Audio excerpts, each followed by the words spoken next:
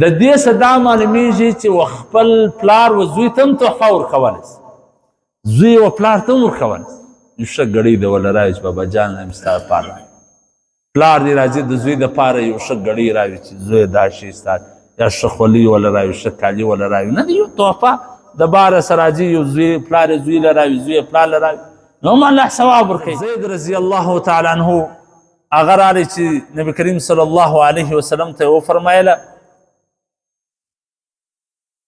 یو آس یې راوړي چې دغه آس ما ته زما په څومره مملکه شان زما سره سره دي، په دې کې ما ته خوښ دی، بس دا خیرات که صدقه. نبي کریم صلی الله علیه وسلم ځینې واخیستې، هغه یې د ده زوی ته ورکړي.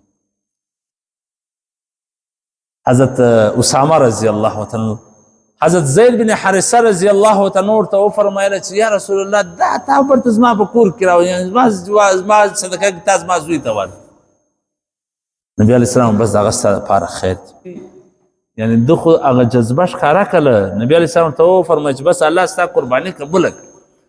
د دې څه دا معلومیږي چې خپل پلار و زوی ته هم تحفه ورکولی شي، زوی و پلار ته هم ورکولی شي. یو ښه ګړۍ د وله راوي چې بابا جان یم ستا دپاره، پلار دې راځي د زوی دپاره یو ښه ګړۍ راوي چې زوی دا شي ستا، یا ښه خولۍ وله راوي، ښه کالي وله راوي، نه یو تحفه د باره څه راځي، یو زوی پلار یې زوی له راوي، زوی یې پلار له راوي، نو هم الله ثواب ورکوي. ګورې